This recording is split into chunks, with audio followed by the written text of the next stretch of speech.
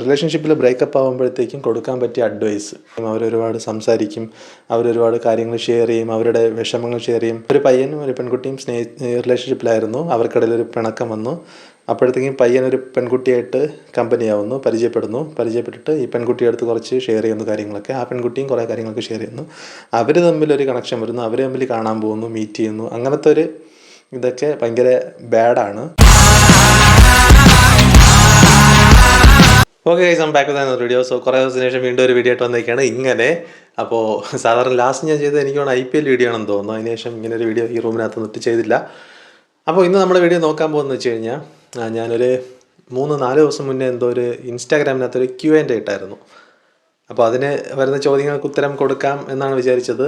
പക്ഷേ ഒരുപാട് ചോദ്യങ്ങളൊന്നും വന്നില്ല. വന്ന ചോദ്യങ്ങളാണെങ്കിൽ അതിന് എന്തുത്തരം കൊടുക്കണമെന്ന് എനിക്കറിയില്ല. അപ്പോൾ അങ്ങനത്തെ കുറച്ച് ചോദ്യങ്ങളാണ് വന്നത്. എന്തായാലും ഇന്ന് സൺഡേ, അപ്പോൾ അതിനുള്ളൊരു മറുപടി കൊടുക്കാം, ആ ഒരു ചോദ്യങ്ങൾക്കുള്ള ഉത്തരം കൊടുക്കാമെന്ന് പറഞ്ഞിട്ടാണ് ഇന്ന് ഈ ഒരു വീഡിയോ ആയിട്ട് വന്നത്. അപ്പോൾ ആ കുറച്ച് ചോദ്യങ്ങളുടെ ഉത്തരമാണ് ഇന്നത്തെ ഈ വീഡിയോ എന്ന് പറയുന്നത്. അപ്പോൾ ഫസ്റ്റ് ടൈമാണ് നിങ്ങളെൻ്റെ വീഡിയോ കാണുന്നതെങ്കിൽ നിങ്ങൾ വീഡിയോ ഫുള്ളായിട്ട് കണ്ടതിന് ശേഷം പറ്റുമെങ്കിൽ സബ്സ്ക്രൈബ് ചെയ്യുക. റെഗുലറായിട്ട് വീഡിയോ കാണുന്ന ആരെങ്കിലും ആണെങ്കിൽ അതൊന്ന് ലൈക്ക് ചെയ്തിട്ട് കമൻറ്റ് ചെയ്യുക. ഓക്കെ, അപ്പോൾ വീഡിയോ സ്റ്റാർട്ട് ചെയ്യാണ്. നമുക്ക് വന്നിട്ടുള്ള എത്രയെന്ന് ഞാൻ പറഞ്ഞുതരാം. 1, 2, 3, 4, ഒരു 10-നകത്തേ ഉള്ളൂ. 10-നകത്ത് ചോദ്യങ്ങൾ മാത്രമേ വന്നിട്ടുള്ളൂ. അതിനകത്തും സുഖമാണോ, എന്തൊക്കെയുണ്ട് വിശേഷം, എന്നെപ്പറ്റി പറയൂ, ഞാനാരാ, നീ ആരാ എന്നൊക്കെയുള്ള ഇങ്ങനത്തെ ചോദ്യങ്ങളാണ് വന്നിട്ടുള്ളത്. ഇതിനകത്ത് കുറച്ച് ഞാൻ സെലക്ട് ചെയ്ത് വെച്ചിട്ടുണ്ട് സംസാരിക്കാനായിട്ട്, അതായത് പറയാനായിട്ട്. ആദ്യത്തെ ചോദ്യം ചോദിച്ചിരിക്കുന്നത് ശ്രീലേഖ ചേച്ചിയാണ്. ശ്രീലേഖ ചേച്ചി ഞാൻ ഇതിനു മുന്നേ വർക്ക് ചെയ്ത സിവിലിയൻസിലെ അവിടുത്തെ HR ആയിരുന്നു ഞാൻ വർക്ക് ചെയ്ത ടൈമിൽ, ഇപ്പോൾ അല്ല. ചേച്ചി ചോദിച്ച ചോദ്യം എന്ന് വെച്ച് കഴിഞ്ഞാൽ, the first song comes to your mind now. എൻ്റെ മൈൻഡിൽ ഇപ്പോൾ പെട്ടെന്ന് വരുന്ന പാട്ടെന്ന് വെച്ച് കഴിഞ്ഞാൽ, ഞാൻ ഈ ചോദ്യം അപ്പോൾ വായിച്ച ടൈമിലും എൻ്റെ മനസ്സിൽ വന്ന പാട്ടും ഇപ്പോഴെൻ്റെ മനസ്സിൽ വരുന്ന പാട്ടും സെയിം പാട്ടാണ്. കാരണം ഞാൻ ഈ പാട്ടാണ് കുറച്ച് നാളായിട്ട് കേട്ടുകൊണ്ടിരിക്കുന്നത്. യുവൻ ശങ്കർ രാജയുടെ മ്യൂസിക്കാണെന്ന് തോന്നുന്നു. അത് നിങ്ങൾക്ക് പറഞ്ഞാൽ മനസ്സിലാവുന്നത്, ഞാൻ ഇവിടെ എവിടെയും കൊടുത്തേക്കാം ആ പാട്ട്. ആത്താടി മനസ്സ് താരൊക്കെ കട്ടി പരക്കുത്, അങ്ങനെ ഒരു പാട്ട് നിങ്ങൾ കേട്ടിട്ടുണ്ടെന്ന് എനിക്കറിയില്ല. ഞാൻ ആ പാട്ട് എന്തായാലും ചെറിയൊരു ലൈൻ ഇവിടെ കൊടുത്തേക്കാം. പാട്ടിൻ്റെ പേരും ഞാനിവിടെ കൊടുത്തേക്കാം. അപ്പോൾ ഈ പാട്ടാണ് മനസ്സിൽ വരുന്നത്. ഈ പാട്ട് എന്തുകൊണ്ട് മനസ്സിൽ വരുന്നതെന്ന് ചോദിച്ചു കഴിഞ്ഞാൽ അറിയില്ല. പെട്ടെന്നൊരു ദിവസം ഈ പാട്ട് ഇഷ്ടപ്പെട്ടു. യൂട്യൂബിനകത്ത് ഇങ്ങനെ സ്ക്രോൾ ചെയ്തുകൊണ്ടിരുന്നപ്പോൾ ഈ പാട്ട് കണ്ടു, ഇഷ്ടപ്പെട്ടു. പണ്ട് കേട്ടിട്ടുണ്ട്, പിന്നെ ഇപ്പോൾ വീണ്ടും ഈ പാട്ടിങ്ങനെ വന്ന് പിന്നെ വീണ്ടും റിപ്പീറ്റായിട്ട് ഞാൻ ഇങ്ങനെ കേട്ട് പോകുന്നൊരു പാട്ടാണ് ഈ ഒരു പാട്ട്. അപ്പോൾ നിങ്ങളും വേണമെങ്കിൽ ഒന്ന് കേട്ട് നോക്കുക, ഇഷ്ടപ്പെടുമായിരിക്കും ചിലപ്പോൾ. നല്ല ലിറിക്സാണ് ഇതിനകത്തുള്ളത്, അപ്പോൾ അതുകൊണ്ടായിരിക്കും. അപ്പോൾ ഇതാണ് ശ്രീലേഖ ചേച്ചി ചോദിച്ച ചോദ്യം. ഇതാണ് എൻ്റെ മനസ്സിൽ വന്ന ആദ്യത്തെ പാട്ടെന്ന് പറയുന്നത്. രണ്ടാമത്തെ ചോദ്യം ചോദിച്ചിരിക്കുന്നത് ആതിര KR പൊന്നു, എൻ്റെ ചേട്ടൻ്റെ വൈഫാണ്. അപ്പോൾ ആതിര ചോദിച്ച ചോദ്യം, എന്നെപ്പറ്റി 2 വാക്ക് പറയുമോ. ആതിരയെ പറ്റി ഞാൻ എന്ത് പറയാനാണ്, എൻ്റെ ചേട്ടത്തിയാണ്. അപ്പോൾ എൻ്റെ ഫാമിലിക്കകത്തുള്ളതിൽ എൻ്റെ പല കാര്യങ്ങളും അറിയാമെന്നുള്ള ഒരാളാണ്. നല്ലൊരു ഫ്രണ്ട് ആണ്. ഒരു ചേട്ടത്തിയാണെങ്കിലും നല്ലൊരു ഫ്രണ്ടാണ്. എന്നെ ഹെൽപ്പ് ചെയ്യാറുണ്ട് എൻ്റെ ഇടയ്ക്കൊക്കെ. ഇതെൻ്റെ പലർക്കും അറിയില്ല, എൻ്റെ റിലേറ്റീവ്സിലെ പലർക്കും അറിയില്ല. എന്താ പറയുക, പാവമാണ്, നല്ലൊരു ചേട്ടത്തിയാണ്. ഓക്കെ, പിന്നെ മൂന്നാമത് അജീഷാണ് ചോദിച്ചേക്കുന്നത്. അജീഷ് എൻ്റെ കൂടെ സിവിലിയൻസിൽ വർക്ക് ചെയ്തതാണ്. ഇപ്പോഴും എൻ്റെ ഒരു ബെസ്റ്റ് ഫ്രണ്ടാണ് അവിടുത്തെ, എൻ്റെ ഒരു അനിയനാണ്. അപ്പോൾ ഒരു ഹായ് തരുമോ ചേട്ടാ? നിനക്കില്ലാത്ത ഹായിയാ, നിനക്ക് ഞാൻ എന്നും തരും. അടുത്ത് അപർണ അനിൽ ചോദിച്ചിരിക്കുകയാണ്, എന്നെക്കുറിച്ച് എന്തെങ്കിലും പറയുമോ. അപർണ അനിൽ ഞാൻ മോജൊക്കെ യൂസ് ചെയ്ത സമയത്ത് ആ ടൈമിൽ മോജിനകത്ത് ഉള്ള ഫ്രണ്ടാണ്. അപ്പോൾ ആ ടൈമിൽ ഒരുപാട് ലൈക്കും കമൻറ്റും ഒക്കെ അങ്ങനെ ചെയ്ത് നല്ല ഫ്രണ്ട്ഷിപ്പ് ഒരു മെയിൻറ്റെയിൻ ചെയ്തുകൊണ്ടിരുന്നു. ഇപ്പോൾ ഇൻസ്റ്റാഗ്രാമിൽ അങ്ങനെ വലുതായിട്ട് മെസ്സേജ് അയക്കാറില്ല. ഇപ്പോഴാണ് റീസെൻ്റ്ലി ഇൻസ്റ്റാഗ്രാമിൽ ഫോളോ ചെയ്യുന്നതൊക്കെ. പക്ഷേ അങ്ങനെ വലുതായിട്ട് മെസ്സേജ് അയക്കാറില്ല. പക്ഷേ ഒരു അനിയത്തിയെ പോലെ തന്നെ നല്ലൊരു കുട്ടിയാണ്. ഒരു നാടൻ ലുക്കൊക്കെ ഉള്ളത്, എനിക്ക് അത്രേ അറിയാവൂ പേഴ്സണലി. ഒരു നാടൻ ലുക്കൊക്കെ ഉള്ളൊരു നല്ലൊരു കുട്ടിയാണ്. ഓക്കെ, പോരെ, ഈ വീഡിയോ കാണുമെന്നറിയില്ല. പിന്നെ ആൻസി സെൽവരാജ് എൻ്റെ കസിനാണ്, എൻ്റെ കുഞ്ഞമ്മയുടെ മോളാണ്. സുഖമാണോ? അതെ, സുഖമാണ്, ഒട്ടും അറിയാത്ത പോലെ. പിന്നെ ചോദിച്ചിരിക്കുന്നത് ജിബിനാണ്. ജിബിൻ എൻ്റെ ഞാൻ പഠിച്ച സ്കൂളിൽ പഠിച്ച പയ്യനാണ്. അതായത് ഞാനും ജിബിനും ഒരു ക്ലാസ്സിൽ പഠിച്ചിട്ടില്ല, പക്ഷേ മ്യൂച്വൽ നമ്മുടെ കുറേ മ്യൂച്വൽ ഫ്രണ്ട്സ് കണക്റ്റായിട്ട് അങ്ങനെ വരുന്നൊരു ഫ്രണ്ടാണ് ജിബിൻ. ജിബിൻ എൻ്റെ അടുത്ത് ചോദിച്ചേക്കുന്നത്, ജിബിനെ ഞാൻ ഇടയ്ക്കൊക്കെ കാണാറുണ്ട്, സിനിമയ്ക്ക് പോകുമ്പോഴാണെങ്കിലും നമ്മുടെ ഈ ഏരിയയിലൊക്കെ തന്നെയാണ്. അപ്പോൾ ചേട്ടൻ്റെ മക്കൾ എന്താകണമെന്നാണ് ചേട്ടനോട് പറയുന്നത്? Good question. ആദ്യം ചേട്ടന് പിള്ളേരാവട്ടെ, എന്നിട്ട് ആ പിള്ളേർ എൻ്റെ അടുത്ത് എന്തെങ്കിലും ആവണമെന്ന് പറയുകയാണെങ്കിൽ അതിന് വേണ്ടിയിട്ട് ഞാൻ എന്തും ചെയ്യാൻ തയ്യാറാണ്. അതിന് ഒരുപാട് പ്രോസസ്സുണ്ട്. എന്ന് വെച്ചാൽ ആദ്യം ഒരു പെൺകുട്ടി വേണം. പെൺകുട്ടി വേണമെന്നല്ല, അതായത് ഒരു കല്യാണം കഴിയണം. കല്യാണം കഴിഞ്ഞിട്ട് ഒരു കൊച്ചുണ്ടാവണം. കൊച്ചുണ്ടായതിനു ശേഷം ആ കൊച്ചുങ്ങൾ വളർന്നു വരുമ്പോഴത്തേക്കും അവരുടെ ആഗ്രഹങ്ങൾ പറയണം. അങ്ങനത്തെ കുറേ വലിയ വലിയ പ്രോസസ്സാണത്. അപ്പോൾ നമ്മളതിനെക്കുറിച്ച് ചിന്തിച്ച് തല പുണ്ണാക്കുന്നതിന് പകരം ഇപ്പോൾ അതാലോചിക്കേണ്ട കാര്യമില്ല. പിന്നെ അപർണ അനിൽ വീണ്ടും ഒരു ചോദ്യം ചോദിച്ചിരിക്കുകയാണ്. നിങ്ങളുടെ ലൈഫിൽ നിങ്ങൾ മീറ്റ് ചെയ്തതിലും വെച്ച് ഏറ്റവും ഫേവറേറ്റായിട്ട് തോന്നിയ പേഴ്സൺ ആരാണ്? ഈ വണ്ടിയുടെ നോയ്സ് കേൾക്കുമെന്നറിയില്ല. എൻ്റെ ലൈഫിൽ ഞാൻ മീറ്റ് ചെയ്തതിൽ എനിക്ക് ഏറ്റവും ഫേവറേറ്റായിട്ടുള്ള പേഴ്സൺ എന്ന് വെച്ച് കഴിഞ്ഞാൽ, അങ്ങനെ ഒരാളുടെ പേര് മാത്രമായിട്ട് പറയാനായിട്ട് എനിക്ക് അങ്ങനെ ഇല്ല.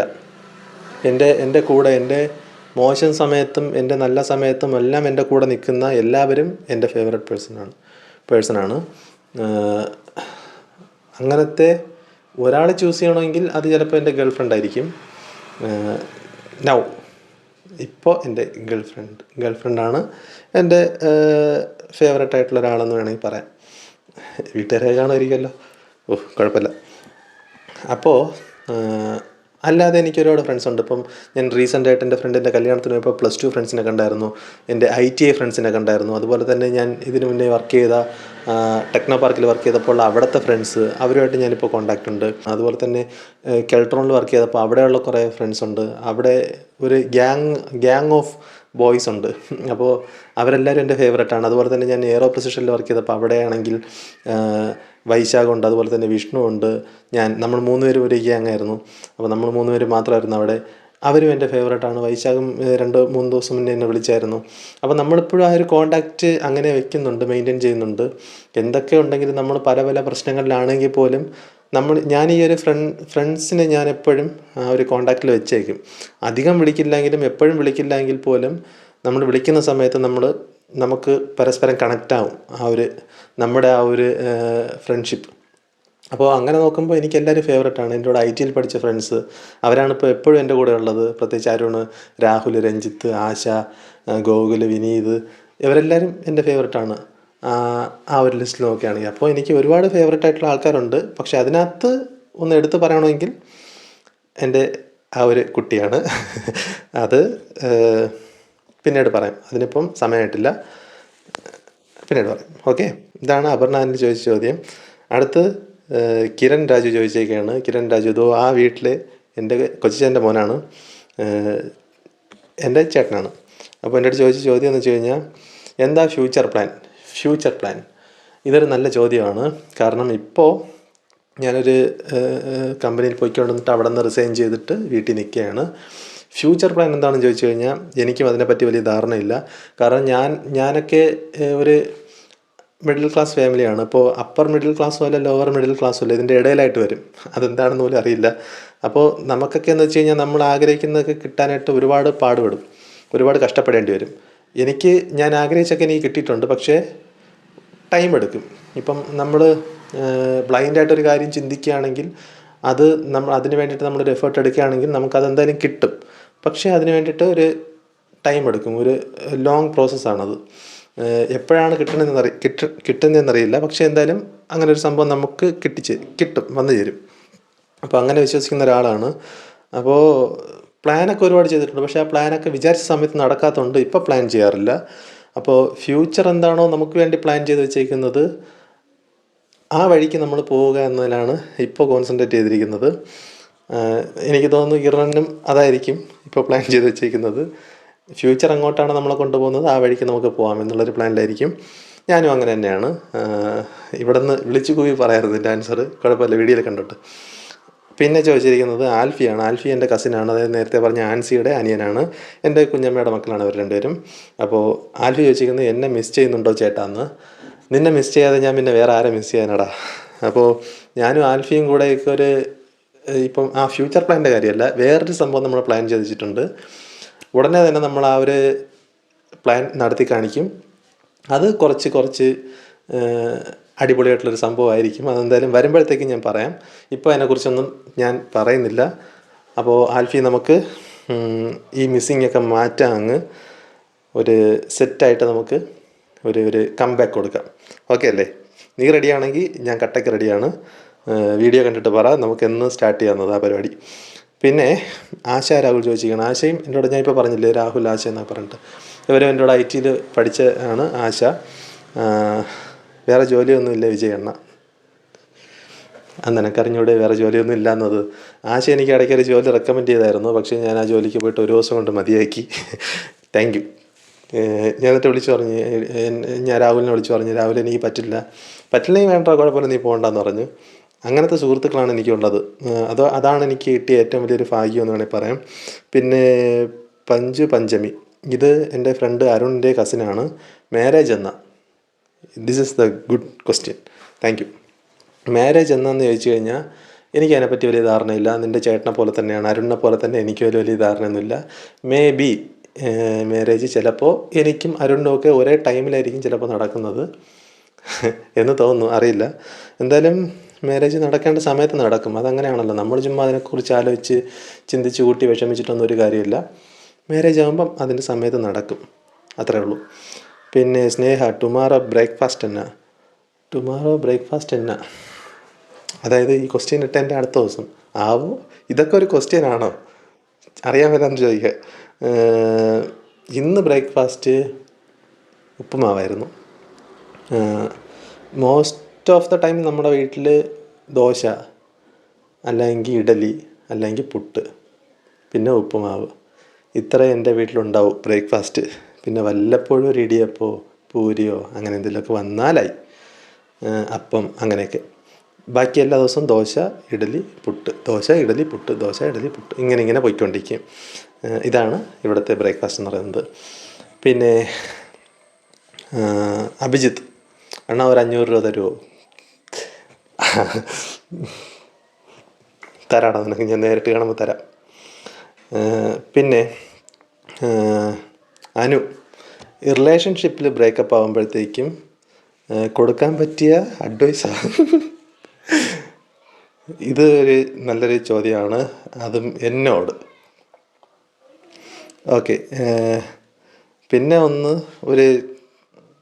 ഞാൻ ചിന്തിച്ചിരിക്കുന്ന ഒരു ഇമോജിയാണ് ഇട്ടേക്കുന്നത്. വേറെ ക്വസ്റ്റ്യൻസ് ഒന്നും ഇല്ല ഇതിനകത്ത്, ഇത്രയേ ഉള്ളൂ. ഈ അനുവിനുള്ള മറുപടി കൊടുക്കാം. ഇത്രയേ ഉള്ളൂ ക്വസ്റ്റ്യൻസ് എന്ന് പറയുന്നത്. അനുവിനുള്ള മറുപടി, റിലേഷൻഷിപ്പിൽ ബ്രേക്കപ്പ് ആകുമ്പോഴത്തേക്കും കൊടുക്കാൻ പറ്റിയ അഡ്വൈസ്. എനിക്കറിയില്ല എന്ത് അഡ്വൈസാണ് ഞാൻ കൊടുക്കേണ്ടതെന്ന്. കാരണം ഒരു റിലേഷൻഷിപ്പ് എന്ന് പറയുന്നത് ഒരു ആൺകുട്ടിയും ഒരു പെൺകുട്ടിയും ഒരു ടൈമിൽ ഇത് അവർക്ക് ഒരു ഇഷ്ടം തോന്നിയിട്ട് അവർ സ്റ്റാർട്ട് ചെയ്യുന്നൊരു പ്രോസസ്സാണ് ലവ് എന്ന് പറയുന്നത്. അപ്പം അതിനകത്ത് ഒരുപാട് സംഭവങ്ങളുണ്ട്. അവർ ഒരുമിച്ച് കമ്മ്യൂണിക്കേറ്റ് ചെയ്യും, അവരൊരുപാട് സംസാരിക്കും, അവരൊരുപാട് കാര്യങ്ങൾ ഷെയർ ചെയ്യും, അവരുടെ വിഷമങ്ങൾ ഷെയർ ചെയ്യും, അതുപോലെ തന്നെ ഹാപ്പി ആയിട്ടുള്ള മൊമെൻറ്റ്സ് ഷെയർ ചെയ്യും, പഴയ കാര്യങ്ങളൊക്കെ ഷെയർ ചെയ്യും, പല കാര്യങ്ങളും ഷെയർ ചെയ്യും. അങ്ങനെ ഷെയർ ചെയ്ത് നമുക്ക് പറ്റിയ ഒരാളാണെന്ന് മനസ്സിലാകുമ്പോഴത്തേക്കാണ് രണ്ടുപേരും കണക്റ്റ് ആവുന്നത്, രണ്ടുപേരും ഒരുമിച്ച് മുന്നോട്ട് പോകുന്നത്. ഇതിനിടയ്ക്ക് എപ്പോഴെങ്കിലും ഒരു ബ്രേക്കപ്പ് വരുന്നതിന് പല കാരണങ്ങളുണ്ടാവും, പല രീതിയിലുള്ള കാരണങ്ങൾ. ചിലപ്പോൾ വീട്ടുകാരുടെ എതിർപ്പുണ്ടാവും, ചിലപ്പോൾ ഇപ്പോൾ അവർക്കിടയിൽ ഒരു മിസ്അണ്ടർസ്റ്റാൻഡിങ് ഉണ്ടാവും, പിന്നെ എന്ത് കാരണം വേണമെങ്കിലും ഉണ്ടാവും. വേറൊരു റിലേഷൻഷിപ്പ് പിടിക്കുന്നതാവാം, പല കാരണങ്ങൾ കൊണ്ട് ബ്രേക്കപ്പ് സംഭവിക്കാം. അപ്പോൾ ഈ ബ്രേക്കപ്പ് സംഭവിക്കുമ്പോൾ എന്താ ചെയ്യേണ്ടതെന്ന് വെച്ച് കഴിഞ്ഞാൽ, ഒന്ന്